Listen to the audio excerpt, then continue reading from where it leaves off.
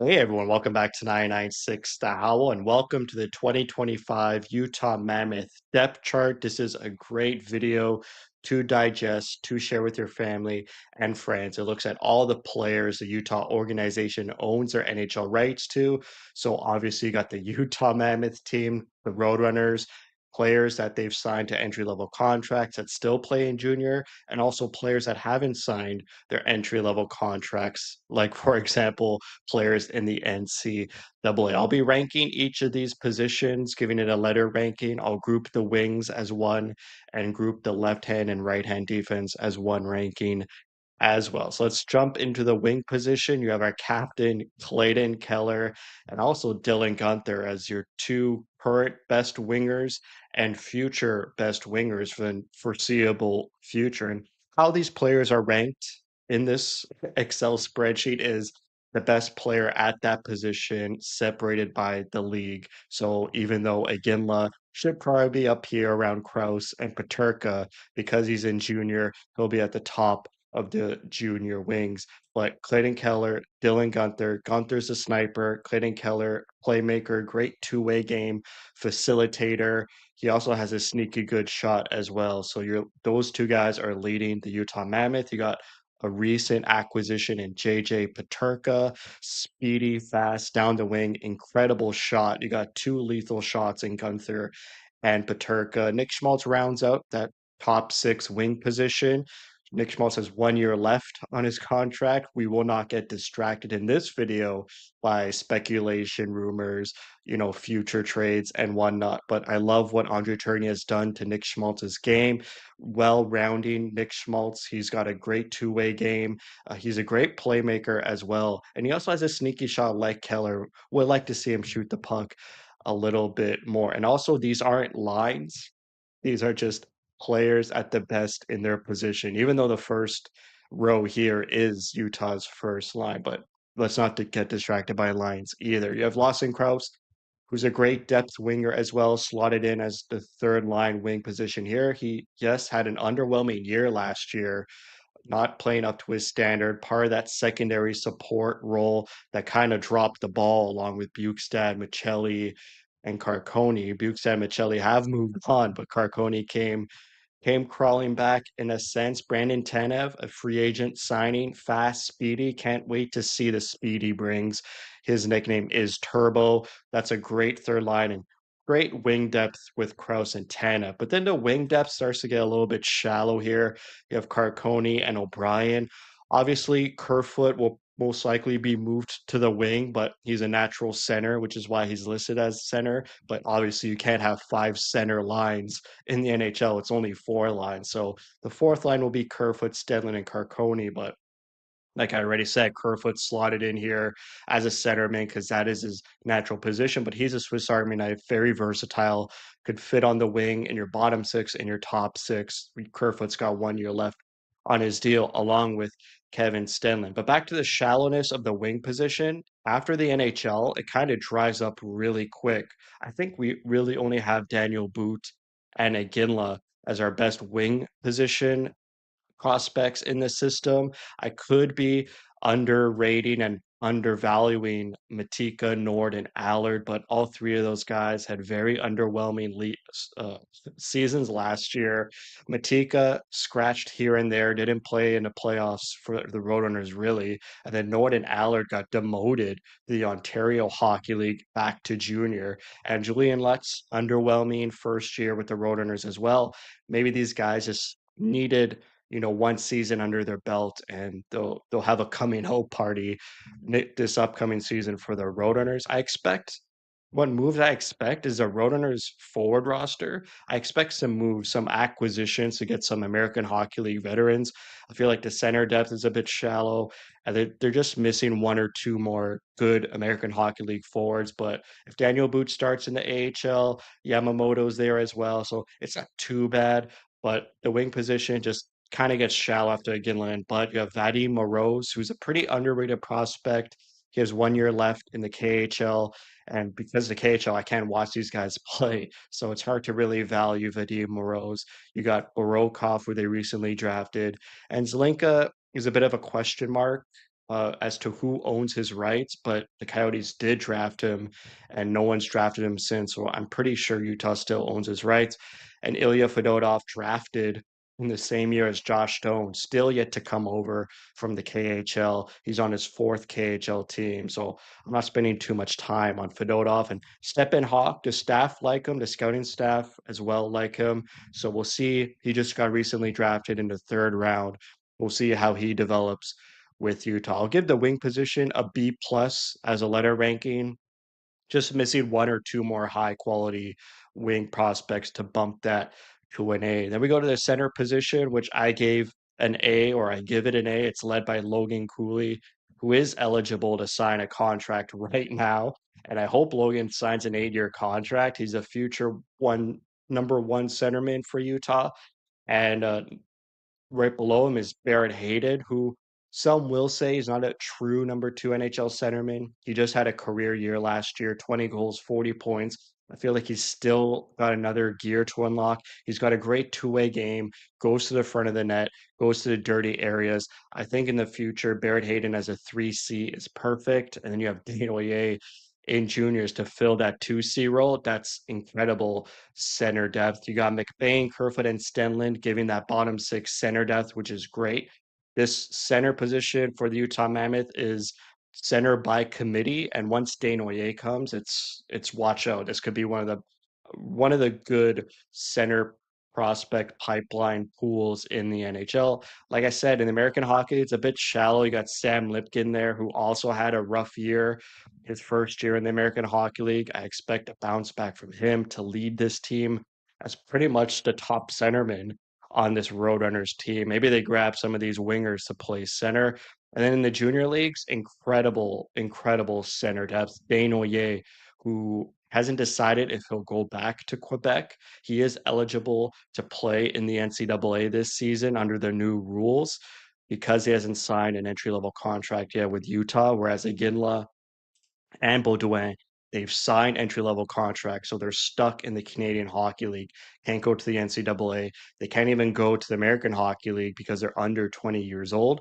But starting next year, there's a new rule. A team could send one player per year from the Canadian Hockey Leagues to the American Hockey League, one player per year. They could be under 20 years old. So maybe Desnoyers plays in the Quebec League this upcoming season, and then next year he could jump immediately to the American Hockey League, which would be great development.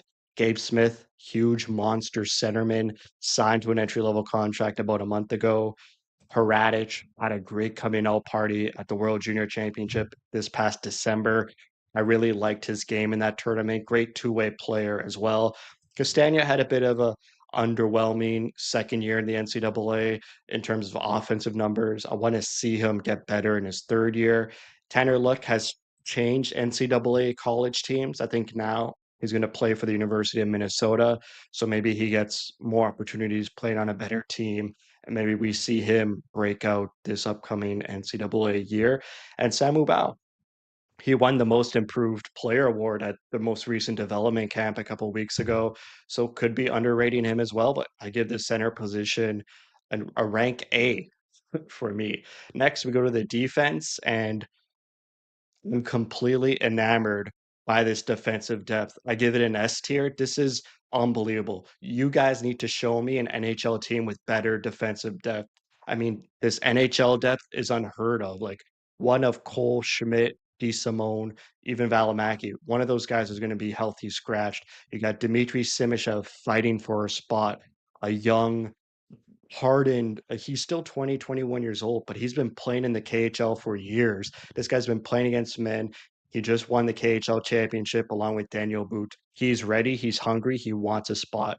And then look at this American Hockey League depth: Lamoureux, Duda, Perunovic, who won the Hobie Baker a couple years ago for the best NCAA player in the league. He's a sneaky offensive, small stature D-man. Terrell Goldsmith, big body, physical, goon type defenseman. His first year coming into the Roadrunners because he's 20 years old, coming from the Canadian Hockey League. Zuber, big, puff, big defenseman. Kevin Connaughton is like a fringe NHLer, and you have him on your bottom pairing in terms of defensemen. Montana Onyebushi recently signed a 2-year contract with the Roadrunners along with Cameron Hebig about a week ago. And then this defensive depth in juniors. I mean, Will Skahan, big body defenseman, really young, but relied upon a lot in the NCAA. Max Zanichka, most recently drafted in the second round in this most recent draft. He's a tall, big body defenseman who skates well as well. You got all these defensemen here. It's just an unbelievable defensive depth chart. And credit to Bill Armstrong because when he inherited the Coyotes and got the job, their top defensive prospect was Victor Soderstrom, and now they traded Soderstrom at the deadline with Shea Weber's contract to Chicago. That afforded them the cap space to go out and grab a guy like Peterka. And then Chicago traded Soderstrom to the Bruins for a seventh round pick. So you could see how quickly Soderstrom fell off the NHL, the face of the NHL world. And he was our top prospect for the Coyotes 4 years ago. And now 4.5 years later, look what Brew Armstrong was able to do. Just 4.5 years of stacking good player on top of good player. And all of these positions are so well created in terms of depth. They're not shallow. And with good drafting, good pipelines, it affords the organization to go out and make moves. Like last year when we traded Geeky for Sergachev, at the time, I'm like, yo, like Piqué was a really good center prospect. What are we gonna do? Well, now you have Baudouin, who pretty much replaces Geeky. You just drafted Desnoyers. Gabe Smith is emerging. Haradic is emerging as well. So you could kind of move on from Geeky. And Sergachev has been unbelievable for Utah. A true number one D-man this organization hasn't seen since prime OEL and prime Keith Yandel. I would make that trade 100 times out of 100 today. Uh, Even JJ Peterka, you're able to trade Kesselring, and then you just replaced him at the draft with Max Anichka. You have all these D-men who could replace Kesselring. Yes, at the current moment, trading don't really shout up our wing depth, but you have all these guys still battling and developing. In the next few drafts, you got 3 second-round picks next draft. You still have your first-round picks. You can go out and draft a winger as well. And the wing position, it's not a premier position. You could trade for a winger. You could grab a good winger in free agency. It's not like the center or goalie position where those are premier positions or first number one D-man. It's hard to acquire them. You need to build them up from inside, even though I just mentioned the Sergachev trade. But I give the defense an S tier. Unbelievable. I need to print out just the defensive depth and put it beside my bed and just look at it before I go to sleep every night. Let me go to goalies. I give the goalies an A. I think the NHL depth is great. Hopefully, Connor Ingram is back 100%, and then they'll decide what to do with Vanacek. It's only 1 year for Vanacek, and Ingram's also got 1 year left. But Vemelka won the starting role last year. This will be the first year where Vemelka is actually the number one starter to start the season, and there's no question marks. So maybe that gives him more confidence. I think he started like 20 or 24 games in a row last season, Vemelka did. So I really hope Ingram is healthy. If he's not, Vemelka and Vanacek makes me a little bit uncomfortable as a tandem, but hopefully it's only for the short term. And then you got great American Hockey League depth in Vialta Stauber, and they just signed Dylan Wells a couple weeks ago for insurance in case any of these goalies get injured or get called up to the NHL. Dylan Wells can come back in. And you also have Anson Thornton in the East Coast Hockey League who could shore up an injury or being called up to the big leagues as well. Thornton can freely move from ECHL to AHL. Vialta and Stauber, they have 1 year left on their contracts. And then once those expire, either one of or both would move on. And then that's a clear path for Hurriball to finally sign an entry level contract and get into American Hockey League starter or backup position. I think it was a right decision by Hurriball to decline signing a couple weeks ago or a month ago because there wasn't a clear path this season. Like I said, these guys, Stauber and Vialta, still have 1 more year.